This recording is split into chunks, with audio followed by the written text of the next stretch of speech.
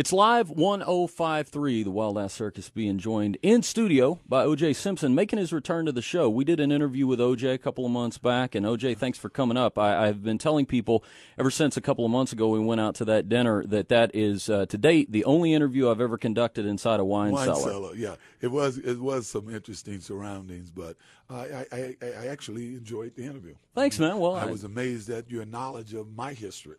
Well, you know what? I think anybody who knows, who watched the case, and I'm gonna give a quick positioning statement here because you and I have done an interview extensively about the case, and that is available at our website, bigdickhunter.net, if people want to go check that out. And so I'm gonna ask you some questions I haven't asked you before about some different things. Yeah. And if people want to hear us, they may be hearing us for the first time, not knowing you've been on the show before. So if they're wondering why I don't ask all the detailed questions I've asked you before on the case, they're available there. But I do have a few other things to ask you about that, as well as a lot of other things as well. Now let's start here. Having been with you, over the years I've had Johnny Cochran on many times, and before I met you, and I had a chance to talk a lot about your history through him. But having been out with you that night, that dinner, it struck me that I think I've never seen anyone else in my lifetime who leads the singular existence that you do. And what I mean is this.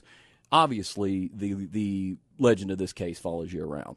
Either people don't want to let their animosity go, or, as I saw up close and in person, you've got fans that run the gamut in age, old people, young people, what have you.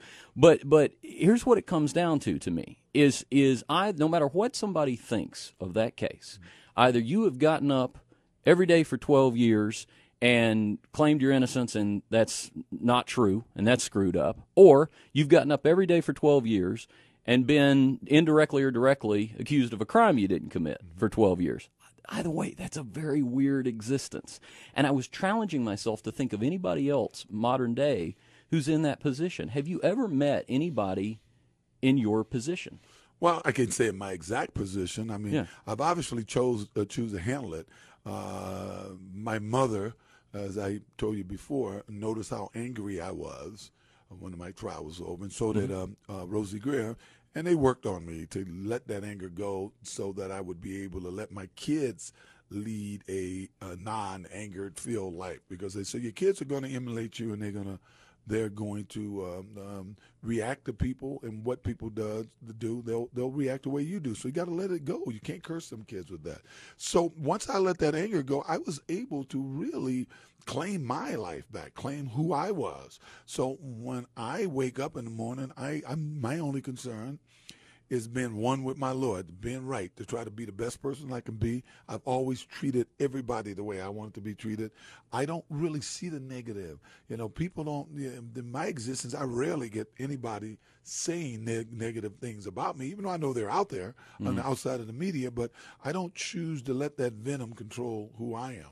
As my mother used to say, don't let their hatred or their venom get you further away from God. So I choose to ignore it and live my life as it is. And, my life really isn't filled with thinking about the trial of that anymore. I had to let it go. So that, because it'll make you sick. I think it takes years. I think poor Fred Goldman's taken years off his life, walking around with the venom that he walks around with. I think it's rooted in guilt, because, I'm well aware of what his relationship was with his son while he was alive. I see the Brown family, Judy and Lou Brown, no matter what they might think, they've gone on with their lives.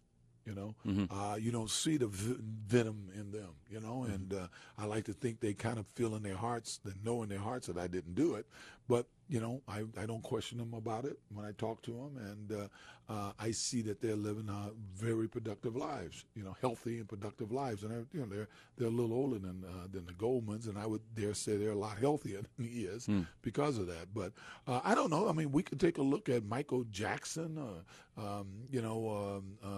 anyone that was accused of a serious crime and acquitted. I guess they may have to wake up every day, and I hope they handle it. I hope they can handle it. But I've been able to put all the negative stuff behind me, and I've moved on. I wake up wondering, hey, how well is my son doing today? Is my daughter happy today? You know, what they're doing in school, because they're both in college now. So those are my concerns. Did it make you a more? I know you were an involved father beforehand, but is it one of those things that I would think it has to make you more appreciative of the simpler things in life after the fact? Most definitely, and plus, you know, them, unlike my first two kids, where their mother was there for their whole lives, I was on the road. I was trying to find my way. I had so many businesses and things, and yes, I was a disciplinarian at home. I enjoy a terrific relationship till this day with my older kids, but certainly nothing like the involvement that I've had with these kids, because I've had to be the mother and the father to them. I had to be the one to worry about what they're going to eat tonight and what they're going to wear tomorrow, if they got their homework done. You know, so sometimes it was overwhelming. OJ Simpson, but much more appreciative of that time. OJ Simpson joining us in studio on the Wild Ass Circus on Live 105.3. I want to ask you about the effects of being in solitary confinement, because I have a friend right now who's dealing with being in and out of solitary confinement, and like you, he was somebody who was never charged with a crime before this certain thing happened to him.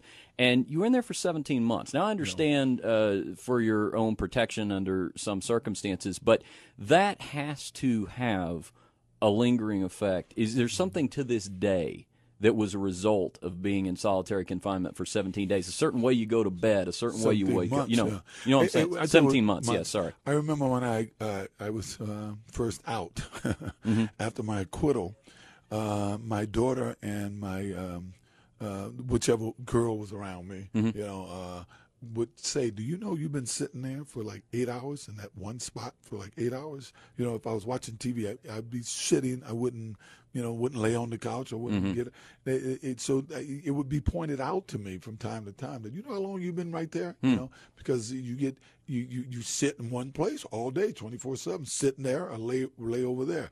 It was tough for me in the beginning because I'm a talker. I got to give the sheriff departments credit, because the first 3 or 4 days, they always had a sergeant outside of my cell. And for the most part, the guys would, when they see I was having a tough time, try to talk to me about something, right?